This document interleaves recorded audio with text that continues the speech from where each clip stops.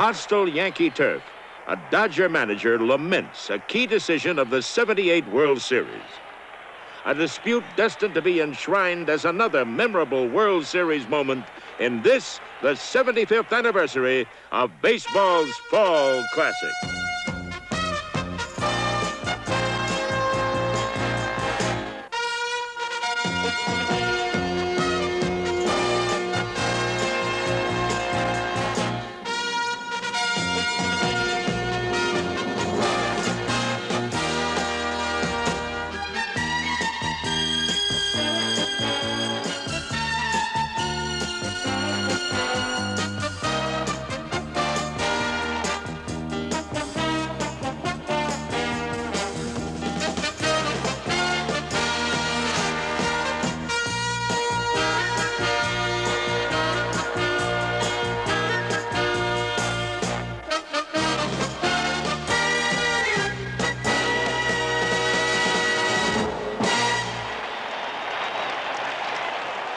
These Dodger faithful came hopeful that the miracle Yankees and their new manager, Bob Lemon, would be subdued at last and that 1978 would bring redemption for their Dodgers and Tom Lasorda.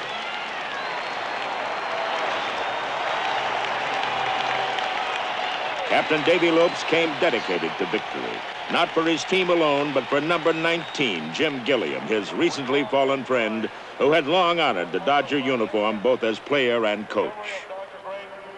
Jim Gilliam.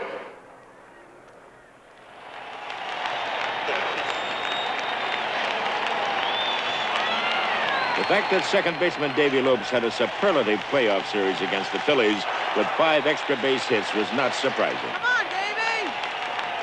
Manager Lasorda and Dodger fans all believed that Lopes was the ignition that made the Dodgers go. Home run for the devil, Davy. But now at age 32, newfound power merged with speed. When Lopes launched his second home run of Game 1, he proved that sometimes he was not only the Dodger ignition, but the accelerator as well.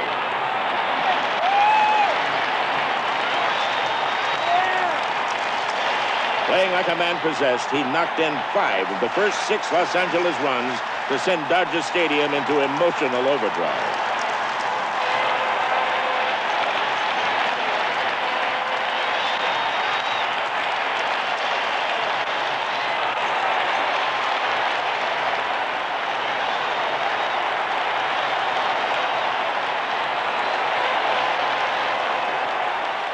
After a subpar regular season, Dusty Baker's bat came to life in Game 1. Leading off the Dodgers' second against Yankee starter Ed Figueroa, he connected for the first run of the game. It was the beginning of the end for the Yankees' 20-game winner, and the first of 3 hits for the rejuvenated Baker, whose power had slipped from 30 to 11 homers in 1978.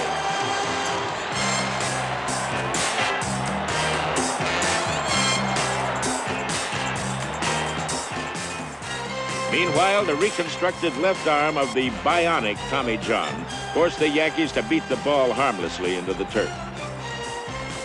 18 of the first 23 putouts were ground balls. Working on his second straight postseason shutout, the veteran's off-speed stuff tantalized New York as he surrendered but 2 harmless hits over the first 6 innings. With a 7-0 lead, John seemed unbeatable. But Mr. October, Reggie Jackson, had singled in the second, and the crafty southpaw knew his big lead could disappear quickly against these Yankees.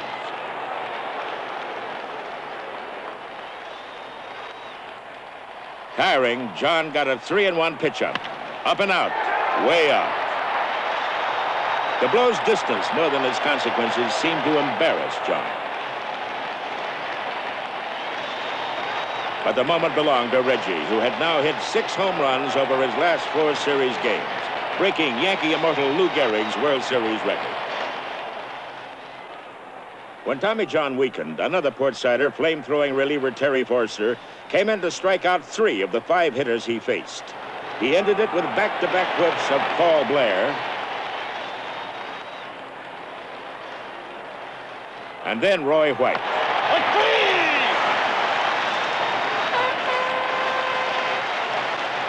With an 11-5 victory, Tommy Lasorda was exuberant. His Dodgers now led 1-0. Game 2, Dodger Stadium, where a healthy catfish hunter is a different pitcher than the man the Dodgers humbled last year. He coaxes a 2-1 lead into the 6th as he pitches against an old nemesis, Ron Cey.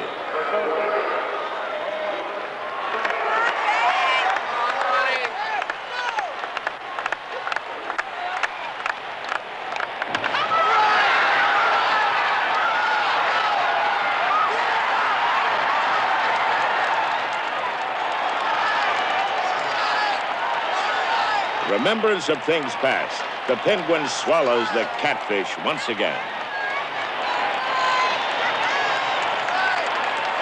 With this 3-run shot and an earlier single in the 4th, Cey knocked in all 4 Dodger runs. Hunter pitched well, but tonight Cey owns Hunter, and seemingly that's enough. Except that the Dodger starter knuckle curve ace Bert Happy Hooton was in constant trouble. In the 3rd inning, Jackson's up, Thurman Munson on first, Roy White on second. All right, Hooton, get tough.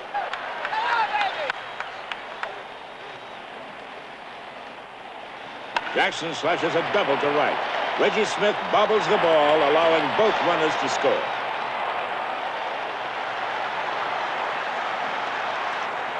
But the Yankees wouldn't score again until the 7th, when Hooton finally tires.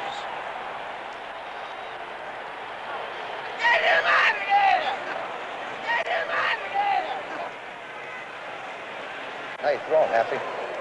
Throwing good. I just trying to get the ball down that time. Still throwing good. You're still throwing good, huh?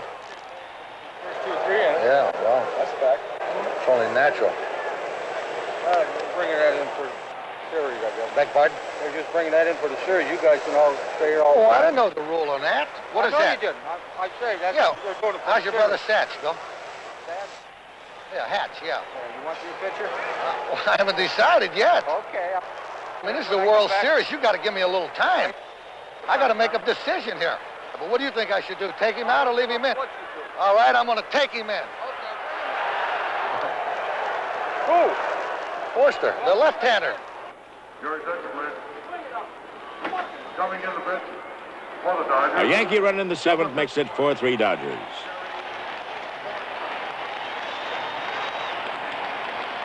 Now it's the 9th inning, and Bucky Dent opens with a single.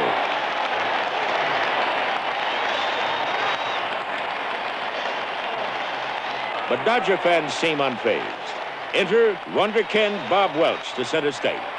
A 21-year-old flamethrower just 1 year off the college campus. Reggie Jackson digs in. A classic 9th inning confrontation. Bucky Dent poised at second. Paul Blair at first. 2 out. Mr. Cool, the kid with only half a season in the majors, against Mr. October, a 12-year veteran.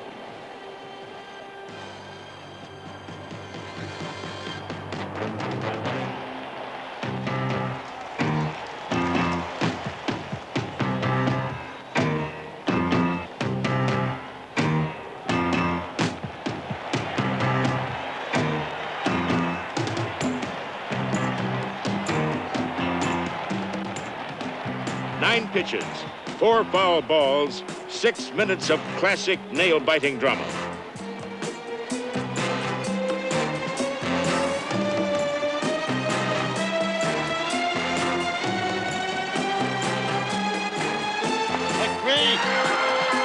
Strike 3. The Dodgers win 4-3. Delirium, ecstasy, anger, frustration.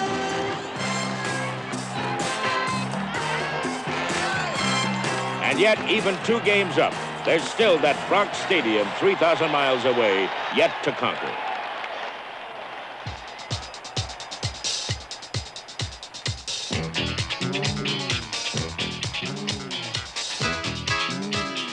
Baseball fever. From the West Coast to the East, 40 million fans came out to the ballpark to catch it all year. And in New York, the Yankee fever was still alive. Over 2 million fans witnessed the incredible comeback all season. Now everyone wanted to see if the Yankees could do it again.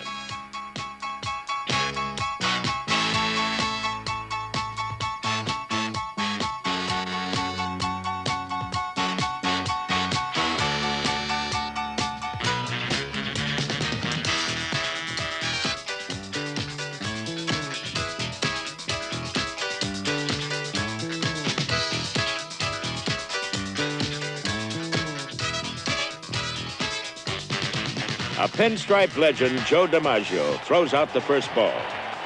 Down 2-0, New York fans hope for the kind of comeback that has become the trademark of the '78 Yankees. In Don Sutton, the Yankees faced a pitcher with the most wins in Los Angeles Dodger history. But a Yankee veteran with a new lease on life was out to change that.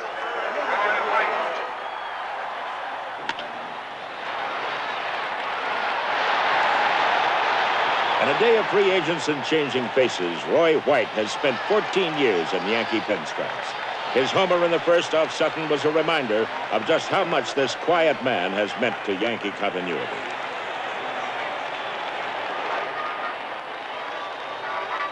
With a 25-3 record, Ron Guidry quite simply had the greatest single season of any pitcher in Yankee history. But in Game 3, Guidry and even Dodger hero Davy Lopes were reduced to supporting players when the Yankees' Greg Nettles gave a pulsating, definitive seminar on the art of third base play. Watch.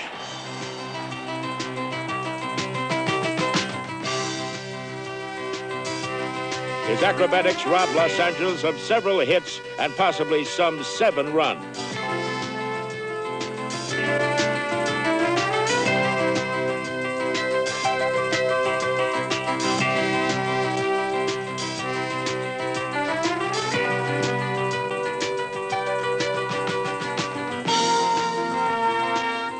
With uncanny baseline smarts, Nettles performed his whirling dervish act not once, but twice with the bases loaded.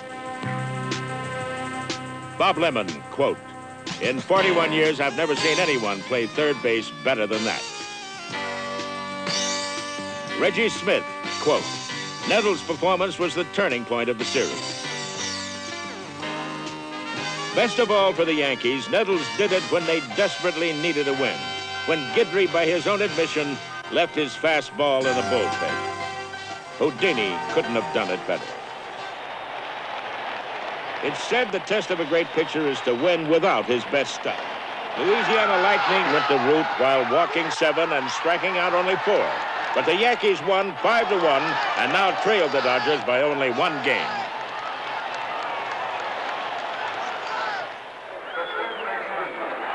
Before Game 4, a low-keyed Greg Nettles looked human after all. Thanks to Nettles' magic glove, the 75th World Series had taken on a new dimension. But Tom Lasorda was determined not to let it bother his Warriors. Let's go. Aggressive and determined, that's all. Good luck, David. Have a good day. Come on. Let's all have a good day. Something good is going to happen to you. When the dangerous Reggie Smith came to bat in the 5th, with Lopes on first and catcher Steve Yeager camped at second, Lasorda sounded like a prophet. A beleaguered Ed Figueroa might even say clairvoyant. Once Smith ripped in for a home run and a 3-0 Dodger lead. Could it be that big gun Smith and Steve Garvey would finally ignite? Regardless, with clutch pitcher Tommy John holding the Bronx Bombers at bay, it looked like Smith's opening salvo might be enough. Certainly Dodger infielder Ron Say's work at third base helped. Greg Nettles might have a patent on his magic act, but Say showed him some tricks of his own.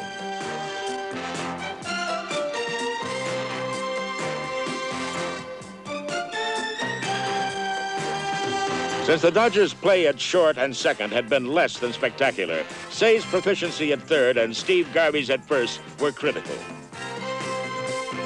The Penguin might waddle, but he gets the job done. The Dodgers held their 3-0 lead into the 6th. But then White singled to extend his postseason hitting streak to 9 games, and Munson walked. Then Reggie Jackson stepped in. Jackson had planted a Tommy John fastball over 400 feet in Game 1. This time, he stroked a clean single to right. A determined Roy White scored, and the Yankees were on their way back. Reggie on first, Thurman Munson on second, and Sweet Lou Piniella at the plate. Tommy John trying to hold a 3-1 lead. The stage is set for the biggest play of the series. Russell drops the line drive, gets the course at second, but hits Jackson with a relay to first, and Munson scores from second base.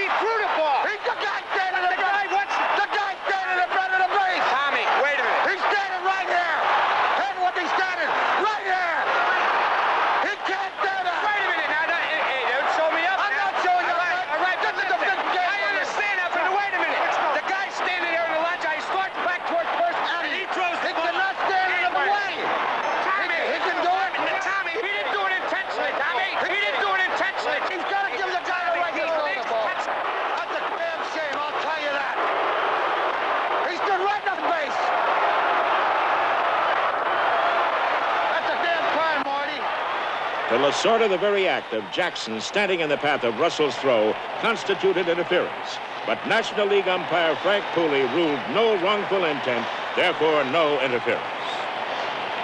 The Yankees creep within a run. The lethal Thurman Munson at bat in the bottom of the eighth.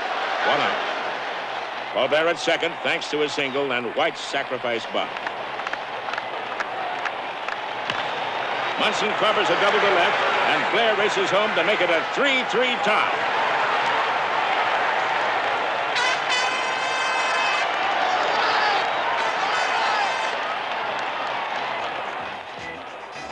Rich Gossage, whose tireless right arm keyed the Yankees' late-season comeback, makes his second strong relief appearance of the series. He scorches Dodger Reggie Smith. Then repeats the favor against the luckless Steve Garvey.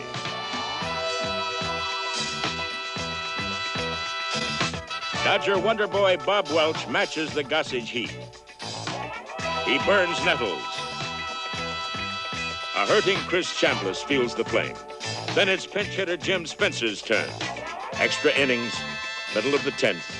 Still 3-3. Welch fidgets because Jackson has singled, moving Roy White into scoring position. Reggie, who had been humbled by Welch in Game 2, calls time to give some advice to Lou Piniella, the next man up. Jackson returns to first base as the partisan crowd pleads, Lou, Lou, Lou.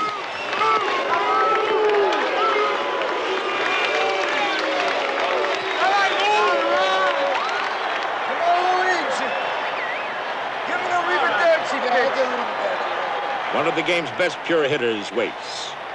White tenses. Piniella clubs a high fastball. Roy White scores the gamer, and the Yankees win 4-3.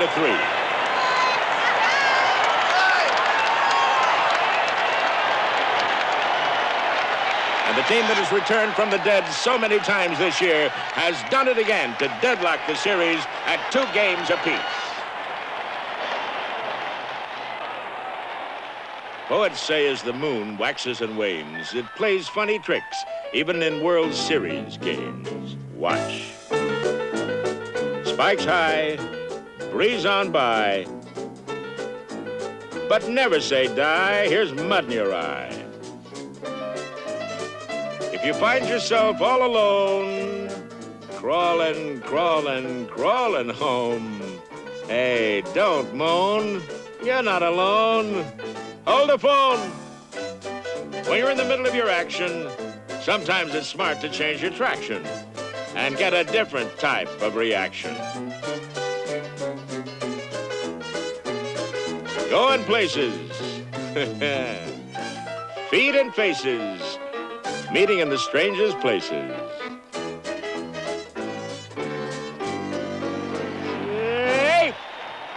At last. Poetry on the base paths, sometimes comic. Here's a fan who'd know. The king of comedy himself, Bob Hope, ready to throw out the first ball for Game 5.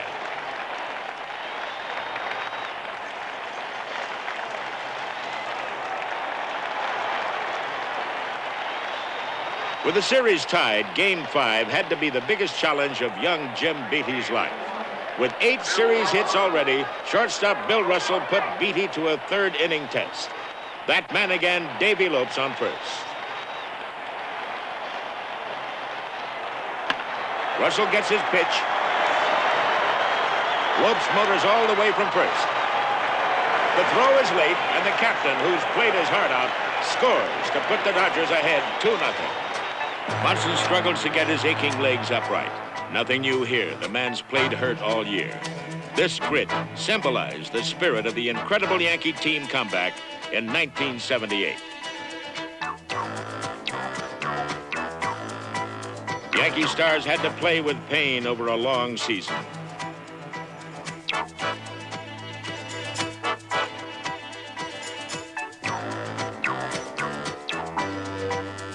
And talented reserves like Brian Doyle, subbing for the injured Willie Randolph, contributed to the Yankee team comeback with their aggressive play.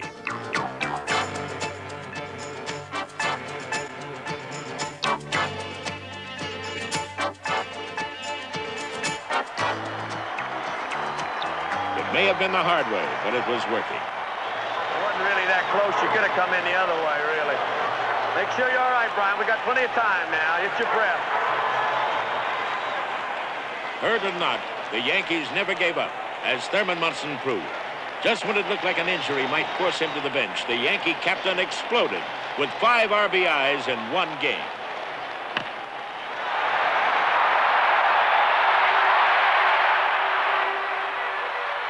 But Munson had all kinds of pinstripe company as the Yankees bruised Dodger pitching unmercifully. It didn't matter who served them up. 18 hits, 16 of them singles, a World Series record.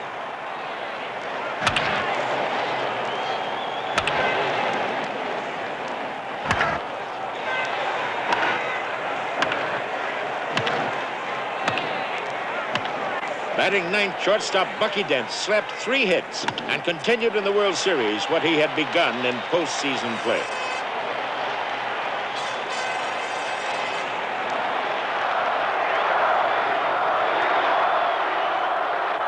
Attaboy, that's the way to go. The right man, the right spot. Attaboy. And if Bucky Dent was pleased, then Jim Beatty had to be ecstatic. The former Dartmouth basketball star had come far since that tear-filled June day when he lost to the Red Sox and was shipped to the minors. When he grabbed Bill Russell's comebacker to end Game 5, he had pitched his first complete Major League game ever and sent his team back to Dodger Stadium with a 3-2 series lead.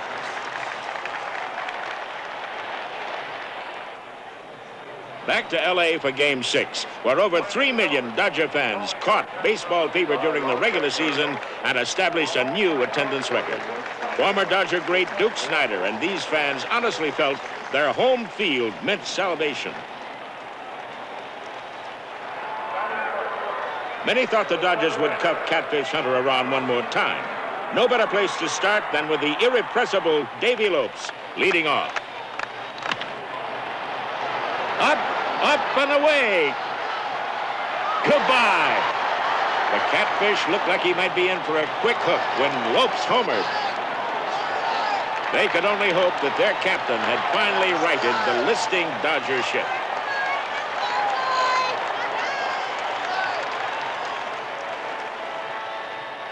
But Hunter, like many successful control pitchers, was notorious for giving up homers early and then playing hard to get. Once he settled into his groove, the North Carolina farmer could still be stingy when it counted. But the Yankees had 2 big surprises. Brian Doyle, an unknown rookie when the World Series began, and Bucky Dent, who had suffered through an injury-prone, disappointing regular season.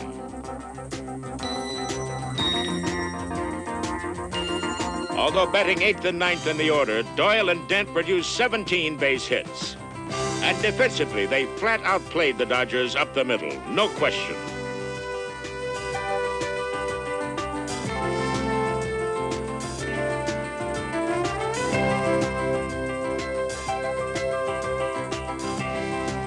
Who in their wildest Walter Mitty fantasies would have envisioned this? Beatty, even Hunter, unlikely heroes. But Doyle and Dent, they had to besiege Tommy Lasorda, muttering to himself. Who is that? Ty Trainer or Paul Wainer? Them two guys must have 7 minutes between them. Huh? Who is that? You could hardly blame Tom Lasorda, Mr. Optimism, for his disappointment. It had to be tough to see it all slip away for yet another year, and this time in front of his hometown fans. It was most disheartening for Lasorda and Dodger ace Don Sutton.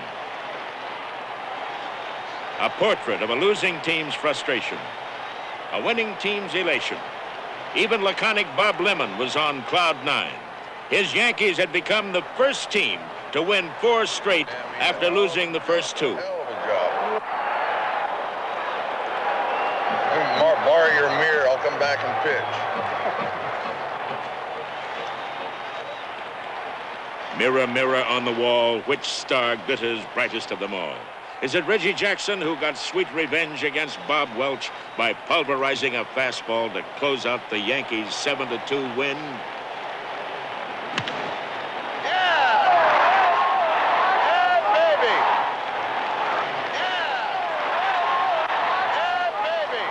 Granted, Mr. October lived up to his name, but in this 75th anniversary of the World Series, there were other stars who glittered brightly as well. Captain Davy Lopes bedeviled the Yankees with his newfound power stroke. Other Dodgers also sparkled, most notably Ron Cey, whose defensive gems and timely swings gave the Dodgers an early edge. But once again, the Yankee stars eclipsed the Dodger victory hopes. Sparked by the play of Craig Nettles at third, the 78 Yankee mirror caught the light of other heroes.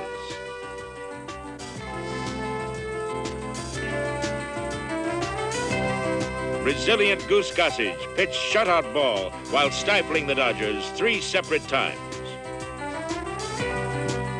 Catfish Hunter pitched like the living embodiment of Yankee resurgence. Thurman Munson used his bat and his typical true grit in the field to say, "I'm still here." While a late bloomer rookie pitcher Jim Beatty announced with his right arm, "Hey, I've arrived." World Series pressure lifted Brian Doyle to a performance he understandably called the greatest experience of my life. Days earlier, when Bunky Dent inched his 3-run homer over Fenway's left field wall to win the crucial playoff game against the Red Sox, it was like an omen for this Yankee team that had scratched its way back from oblivion.